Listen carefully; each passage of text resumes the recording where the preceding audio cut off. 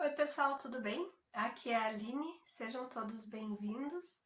Hoje nós vamos falar sobre um assunto diferente. Hoje nós vamos falar sobre vampiros. Sim, vampiros. O vídeo vai ficar longo, é bastante coisa para conversar. Eu tô até aqui com a minha aguinha, sugiro que vocês peguem uma água, um café, alguma coisa e me acompanhem, porque foi bastante estudo, é bastante empenho para fazer um vídeo sobre um assunto que tem tanta coisa para ser dita.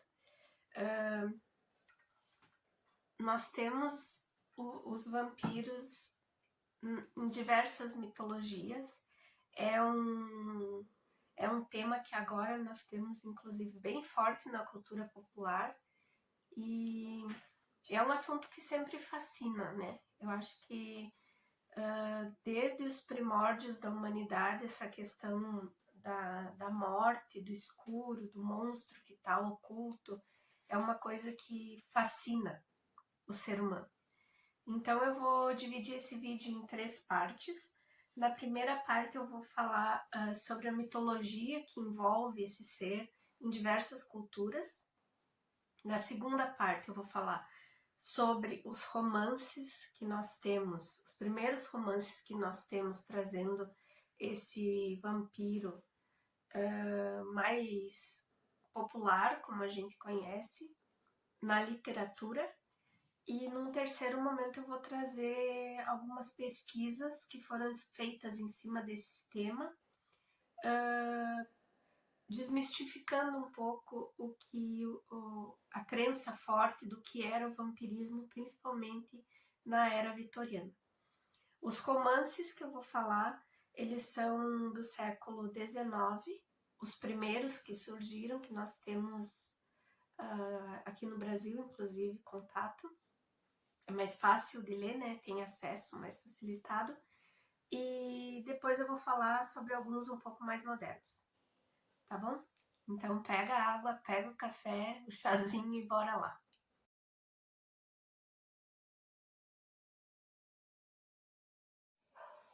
Então, eu fiquei muito tempo pensando como que eu ia introduzir esse assunto e como que eu ia dividir para conversar, porque é bastante coisa e eu não quero também deixar um vídeo enorme, assim, muito longo. Mas eu acho que esse medo pelo vampiro, não como a gente conhece ele agora, né? Como um sedutor, enfim. Mas por aquela criatura que é imortal e que a gente tem dificuldade de lidar, e aquele predador, né? Isso a gente tem desde realmente os primórdios da humanidade. A gente vai ter isso durante os caçadores-coletores lá, cerca de 20 mil anos, a gente já tinha alguma coisa assim, tanto que antes do ser humano conseguir montar vilas e ter uma sociedade fixa, né? Enquanto éramos nômades ainda, já havia esse cuidado, já havia esse medo. Então, por isso que geralmente as sociedades nômades acabavam procurando abrigo em cavernas, próximo a montanhas, em lugares que eles pudessem se esconder durante a noite para se sentir mais seguro, justamente por medo da criatura, do predador que estivesse lá fora, né? Depois nós temos, assim, há cerca de mais de 2000 anos no Egito, por exemplo, nós temos lendas como a da deusa Sekhmet, que era uma deusa que adorava sangue e que exigia tributo, né? Exigia que deixassem para ela lá um animal morto, enfim, alguma oferenda que trouxesse sangue. Quando essa oferenda não era entregue, eles acreditavam que ela viria para determinadas famílias e acabaria com a família, né? Disseminava assim. Depois nós temos em diversos lugares do mundo, nós temos as Strigoi, que são mais da Romênia, que é um vampiro, é um monstro que se alimenta de sangue. Nós temos na Coreia o Bugassal, que acreditam que é um ser imortal que se alimenta de sangue humano.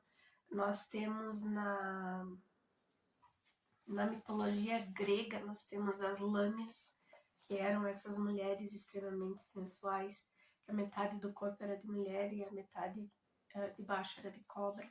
E elas se alimentavam dos seres humanos, elas precisavam do sangue para viver.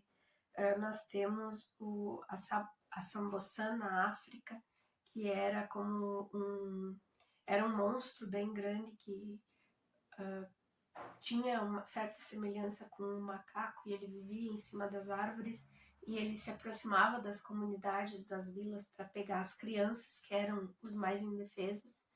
Então, em todo lugar do mundo nós temos uma mitologia, nós temos uma lenda que fala sobre esse tipo de criatura.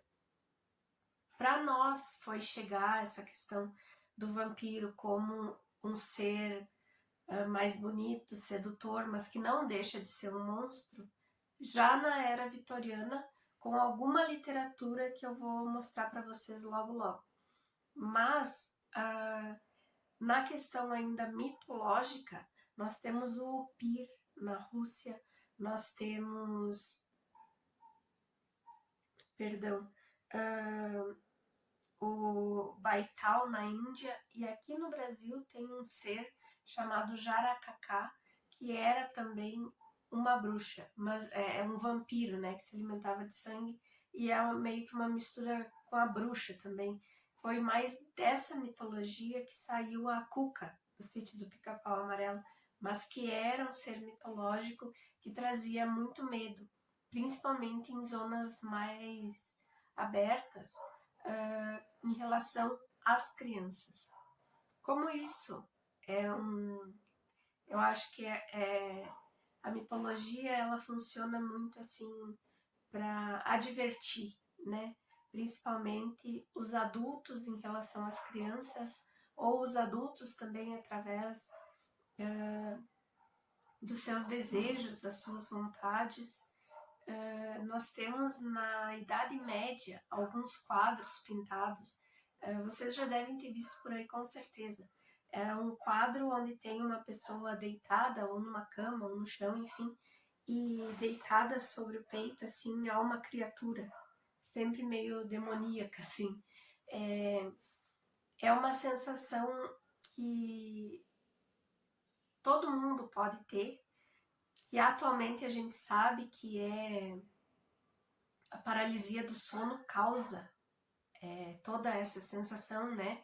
Que você fica ali no vácuo, o cérebro quer voltar a funcionar, mas o teu corpo ainda está paralisado, e você vê as criaturas, né?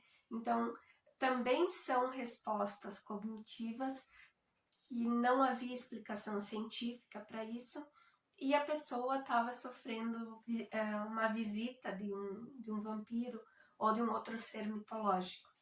Então, a mitologia sempre foi mesmo assim, no sentido da advertência, ou para a pessoa não se apavorar tanto quando acontecesse alguma coisa assim, né? Mesmo que supostamente seria um demônio ou uma criatura das trevas ou alguma coisa horrível. Mas eu acho interessante trazer isso aqui pra gente ver, porque são criaturas que são descritas de certa forma, mas que depois elas vão ganhar uma outra roupagem na era vitoriana, que é o que a gente vai conversar agora. Então, o vampiro, como a gente conhece esse ser sedutor e que chama atenção, mas que é um monstro, não deixa de ser um monstro porque se alimenta de sangue humano. A primeira obra literária que a gente vai ter nesse sentido é essa aqui. Eu tenho nessa edição, mas é O Vampiro, de John William Polidori. Polidori era o médico do Lord Byron, que durante um período eles foram passar numa propriedade rural alguns meses, e lá estavam Lord Byron, Polidori, seu médico, a Mary Shelley, seu esposo Percy Shelley, e a irmã da Mary Shelley. Numa noite, eles resolveram fazer um concurso, digamos assim, de histórias de terror. Então, cada um deveria escrever a história e apresentar para os demais. O médico escreveu O Vampiro e a Mary Shelley escreveu Frankenstein. Começou a escrever Frankenstein nessa época. Aqui, nesta edição, que foi publicada no Brasil pela Clepsydra, foi publicado através de um financiamento coletivo do Catarse, esse aqui. Foi em 2019, eu participei, na comemoração de 200 anos dessa obra. Então, aqui nós temos um conto, que é O Vampiro, que é um conto bem curtinho, eu acho que ele deve ter umas 30 páginas. Desse livro todo, gente, o conto é isso aqui, ó. Isso aqui é o conto. São umas 25, 30 páginas. E no demais aqui a gente tem diversas cartas entre o Polidori e alguns amigos. E nós temos críticas literárias da época em que o conto foi publicado pela primeira vez, porque alguns críticos estavam atribuindo essa obra ao Lord Byron. E mais tarde, quando Polidori assumiu a autoria do conto, passou a acreditar-se que Lord Byron fora a inspiração de Polidori para esse vampiro aqui. Então, nesse conto aqui, trata-se da história do Lord Ruthven, que é o vampiro, e de Aubrey, que é um jovem aristocrata de Londres, que vai passar uma temporada ao lado do Lord Ruthven. Aqui, eu vou ler um pedacinho para vocês do começo da obra, para vocês entenderem, porque é aqui que surge o nosso vampiro sedutor. Deixa eu achar aqui o comecinho, que eu quero ler o primeiro parágrafo para vocês. Aqui, ó. O Vampiro, de John William Polidori. Ocorreu de, em meio às dissipações do inverno londrino e reuniões sociais das mais importantes figuras, surgir um nobre mais notável por suas particularidades do que por sua posição. Ele observava a efusividade ao seu redor, como se não pudesse tomar parte dela. Aparentemente, apenas as leves risadas das damas atraíam sua atenção, e ele poderia tirar-lhes o fôlego apenas com um olhar, inundando de medo aqueles peitos onde a ingenuidade reinava. Aquelas que sentiram tal temor não conseguiam explicar de onde ele viera.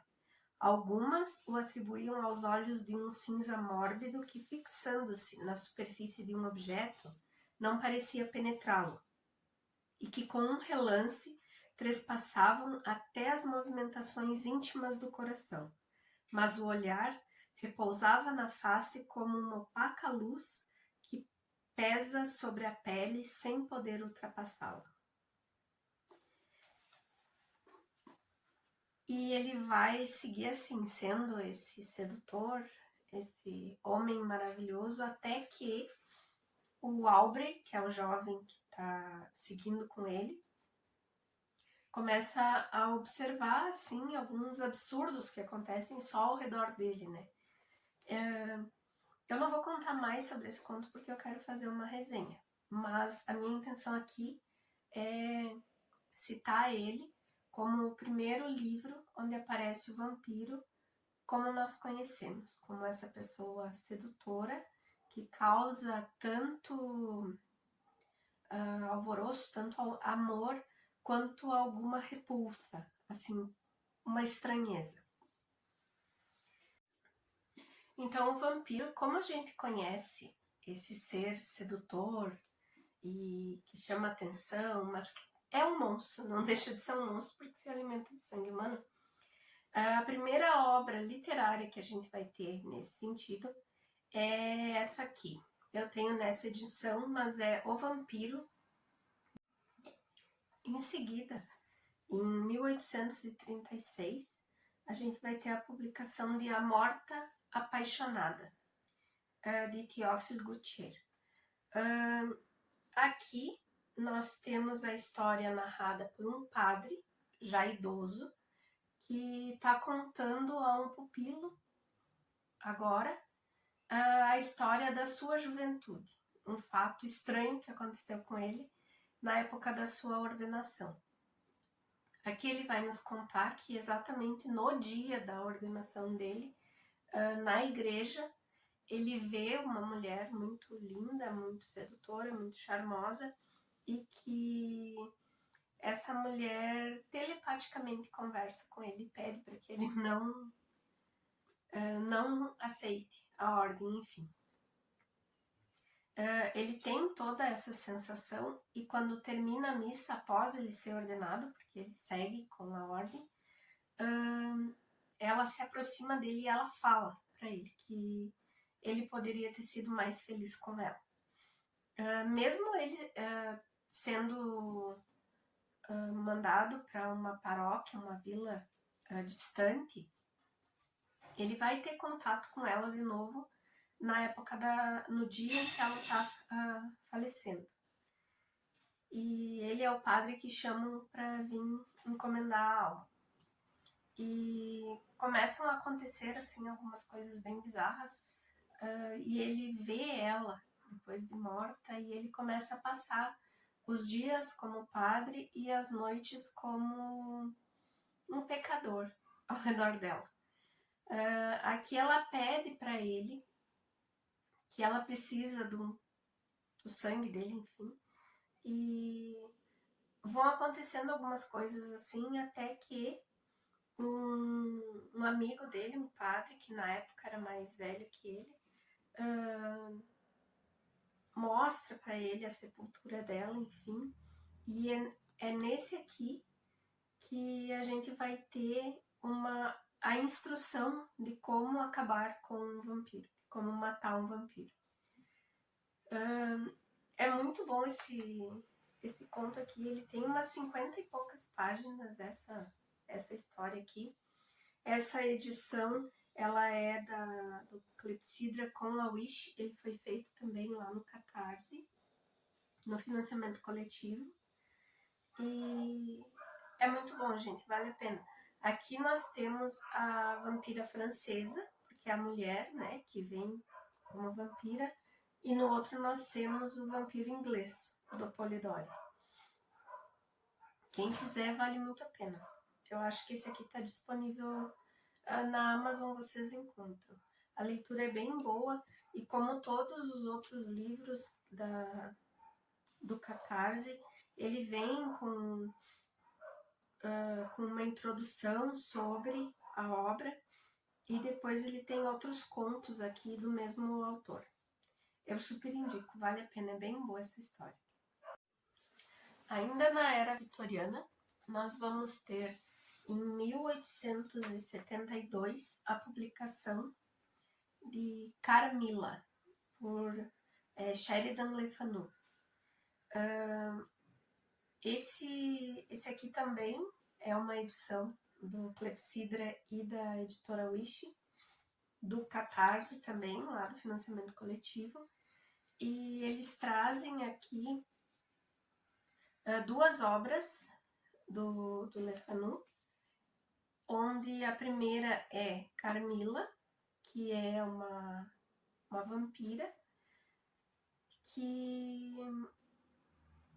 é muito boa essa história, gente, sério, eu li faz pouco, e ela tem 130 páginas, mais ou menos, e ele vai contar a história de uma moça que se chama Laura, que mora com o seu pai num território na Estíria, que faz parte da Áustria hoje em dia, atualmente, e ela mora só com o pai, duas governantas e os funcionários, né, os criados num castelo, numa construção bem antiga. Eles são ingleses e estão morando lá há um tempo. a mãe dela, que era austríaca, digamos assim, que nasceu lá e a família toda era de lá, e a mãe dela já faleceu. Então, vai acontecer na vida da Laura de surgir uma moça também, e ela vai contar essa história para uma amiga no futuro, né? Porque o livro é isso, é ela no futuro contando em carta para uma amiga o que aconteceu quando ela recebeu a visita da Carmila. Aqui a gente vai ter a questão da metamorfose, que nos outros não, na Morta Apaixonada não tinha. A Carmila, para atacar as suas vítimas, ela aparece como um vulto e ela se transforma em um gato preto. Ela descreve como um gato de cerca de 1,20 de comprimento. E é bem interessante nesse aqui a questão do modus operandi da Camila, porque ela é uma condessa e que morreu há cerca de 150 anos enquanto essa história aqui é contada. E aqui surgem algumas coisas assim como é a primeira vez que a gente vê que o vampiro tem uma restrição. No caso, a Carmila, ela tem que se apresentar com um nome que contenha todas essas letras. Então, quando ela era a baronesa, na primeira vida, digamos assim, dela, o nome dela era Milarca, se não me engano. E depois ela se apresenta como Micarla, ou vice-versa. E aqui, para Laura, ela se apresenta como Carmila. Quem vai desvendar o que está acontecendo aqui é o pai da Laura e um general que tem a afilhada assassinada por ela um período antes dela aparecer para Laura. E aqui também a gente vai ter um estudo sobre como eram tratadas as lendas dos vampiros na parte da Áustria, da Rússia. Então aqui a gente vai ter toda essa história da decapitação do corpo, da estaca no peito. Vão surgindo aqui algumas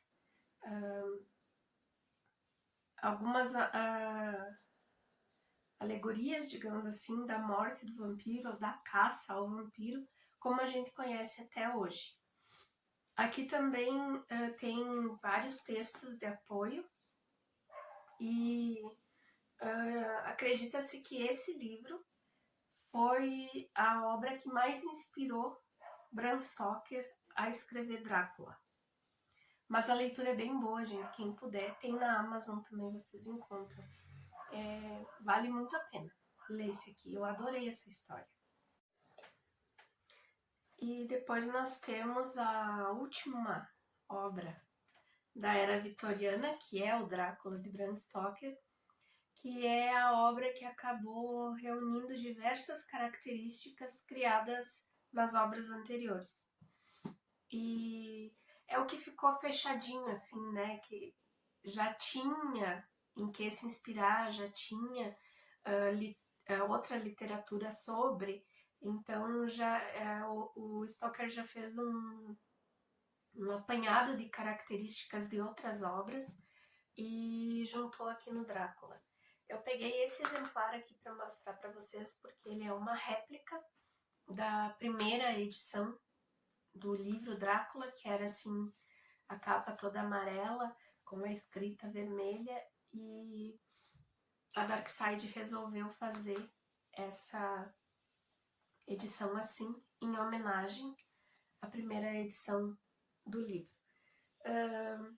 Aqui nós temos a história do Drácula como o vampiro que é um monstro. Ele não se mostra tão sedutor, ele não se mostra sempre tão bonito ou até com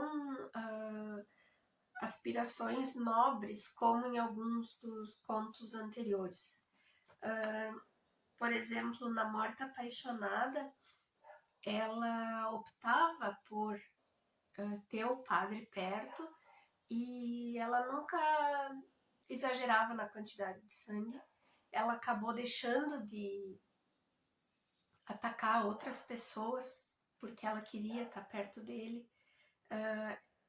Depois na Carmila também, ela ataca diversas pessoas, mas ela tem aquela pessoa favorita que talvez até ela queira transformar em outro vampiro. Então, no Drácula a gente não vê isso. No Drácula a gente vê, no início da história, é um homem muito velho que tem uma propriedade na Romênia e que está interessado em ter propriedades em Londres. O Jonathan Harker, que é esse advogado jovem que vai até a Romênia para vender, né, as terras para ele, enfim, que vai começar a nos contar essa história. Aqui a história é contada toda através de cartas, como não é só cartas, aqui nós temos cartas, nós temos entradas em diário, nós temos notícias de jornal, e nos outros nós temos uma narrativa, né? Nós temos no Vampiro a narrativa do Aubrey sobre o que estava acontecendo com o Lord Ruthven. Na Morta Apaixonada nós temos o padre contando a história que aconteceu com ele. E na Carmila nós temos a Laura narrando através das cartas para uma amiga o que aconteceu com ela. E aqui nós temos diversos personagens. E a parte mais importante desse livro para mim é o papel importante que é dado a uma mulher, a Mina Harker, que é a pessoa que consegue unir diários, cartas, matérias de jornal e descobrir como que eles estão lidando. E dar essa base sólida para o Van Helsing. Outro personagem fantástico que tem aqui é o Van Helsing, que é o caçador de monstros, e é ele que vai ajudar os demais a caçar e ir atrás do monstro Drácula. É uma obra maravilhosa, essa aqui eu já falei para vocês, é uma das minhas favoritas da vida. E aqui nós temos várias mutações que o Drácula sofre, enquanto nos anteriores nós temos na Morta Apaixonada, ela volta e ela aparece com a sua própria imagem para o padre, para seduzir ele. Na Carmila, ela se transforma em uma névoa e ela se transforma, não é em névoa, é em um vulto, perdão, e no gato. E aqui no Drácula ele vai se transformar em lobo, ele vai se transformar em névoa, ele vai se transformar em morcego. Então, tipo, foi aumentando, sabe? Sem falar em toda a história da Valáquia, da Romênia, que ele conta aqui através desse personagem que é muito legal. Esse é um favorito da vida, né? Não tem muito mais o que eu dizer. E depois nós temos daí esses agora da nossa cultura pop, que são da década de 70. Nós vamos ter os vampiros da Anne Rice. Eu tenho aqui o Entrevista com o Vampiro, que é a história do Louis, é o vampiro Louis contando como ele se tornou um vampiro e a sua história. Ele era um dono de terras no sul dos Estados Unidos, em New Orleans, e ele é mordido por um vampiro, pelo Lestat. E aqui ele vai contar a história tentando desmistificar, tentando dizer que ser vampiro não é tão bom quanto algumas pessoas pensam, que sim, que vampiros existem, mas que ele sofre todo um drama, ele tem toda uma crise existencial aqui por ter se transformado em vampiro e por várias coisas que acontecem durante a sua vida. É muito boa essa obra. Na década de 90, eu acho que foi 94 ou 95, não sei, não me lembro agora, mas teve um filme que foi feito com o Brad Pitt no papel do Louis e o Tom Cruise no papel do Lestat, que é muito bom, e é o Christian Slater quem entrevista o Louis, ele é o jornalista. O filme também é muito bom, mas o livro é maravilhoso. E aqui nós temos o Vampiro Lestat, da Anne Rice também, que é o próprio Lestat contando sobre a sua vida. Ele era um jovem aristocrata quando ele foi... Ele era bem jovem quando ele foi transformado. E aqui a gente vai conhecer tudo sobre a vida dele. E até tem a sua própria crise existencial, que não é tão forte quanto a do Louis, mas ela também existe aqui. E dentre as duas obras, essa aqui é a minha favorita. Mas a diferença que a gente vai ter aqui da era vitoriana para o século 21 aqui, 20, vai ser a questão dessa conscientização, sabe? Desse sofrimento, dessa agonia, de todo esse transtorno emocional que eles começam a pensar durante a vida, tanto o Louis quanto o Lestat. Esses dois livros fazem parte das crônicas vampirescas da Anne Rice, que são enormes. Tem também o Vampiro Armand, que aparece aqui. Tem outras histórias, tem a Rainha dos Condenados, que eu tenho aqui, mas que eu ainda não consegui ler, mas uma hora vai. Mas são muito bons, gente. Dentre esses dois, eu ainda prefiro o Lestat, mas os dois valem a pena a leitura, são maravilhosos. Por último, mas não menos importante, eu tenho dois livros de pesquisa histórica para indicar para vocês. Um deles é esse aqui, A História dos Vampiros. Eu não consigo pronunciar o nome, gente, porque não temos francês para isso. Mas ele foi publicado no Brasil pela editora Unesp. E esse aqui é um estudo, é uma pesquisa histórica sobre o surgimento dessa lenda dos vampiros. Aqui ele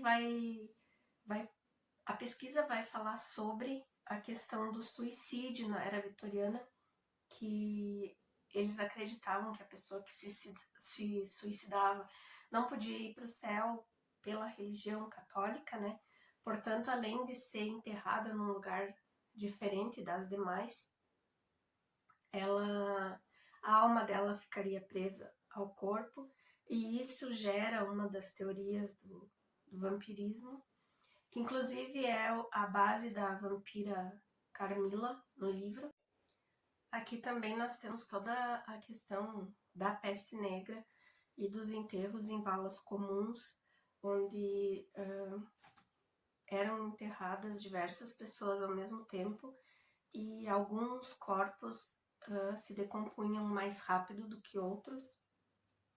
Daí havia essa questão de quando a família tinha acesso, enfim, a cada 3 anos, se não me engano, para tirar o corpo dali e transferir para outro lugar, começou a aparecer esses casos de alguns corpos em melhor situação, e tudo isso gerou muita polêmica e criou toda essa mitologia, todo esse misticismo ao redor do vampiro, né?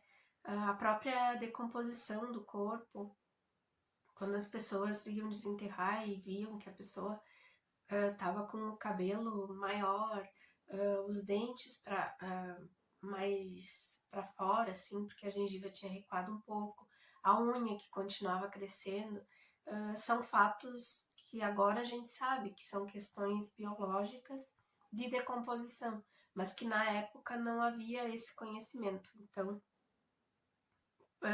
acabou entrando tudo para o mito do vampiro.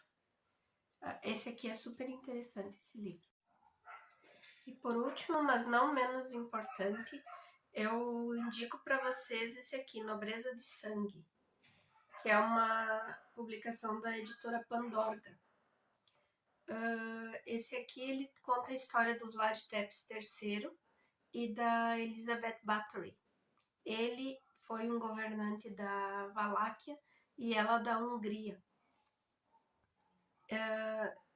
O Bram Stoker, ele usou muito da história da família e da vida do Vlad Tepes para o Drácula.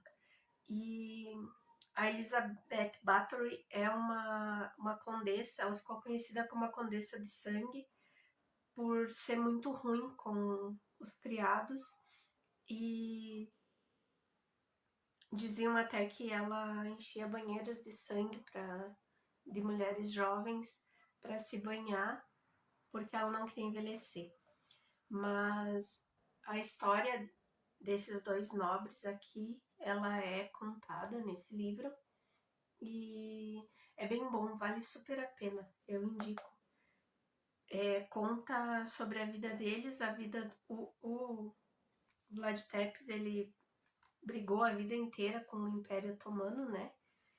E até que foi assassinado pelo Império. E ela teve uma morte bem cruel, assim, que ela foi... Por toda a crueldade que ela fez com as criadas, ela foi emparedada, bem dizer, viva dentro do seu quarto. Só tinha um espaço para passarem comida para ela, assim. Mas eles eram pessoas horríveis. A gente se choca lendo isso aqui, assim, como que pessoas que tentaram manter seu povo longe de invasões, como, por exemplo, Vlad Tepes e o Império Otomano, mas que acabaram sendo tão ruins para o próprio povo, sabe? Mas a leitura é maravilhosa, vale super a pena. Pessoal, por hoje é isso. Obrigada por ficarem comigo até aqui. E se vocês gostaram do vídeo, deixem um joinha aqui para mim.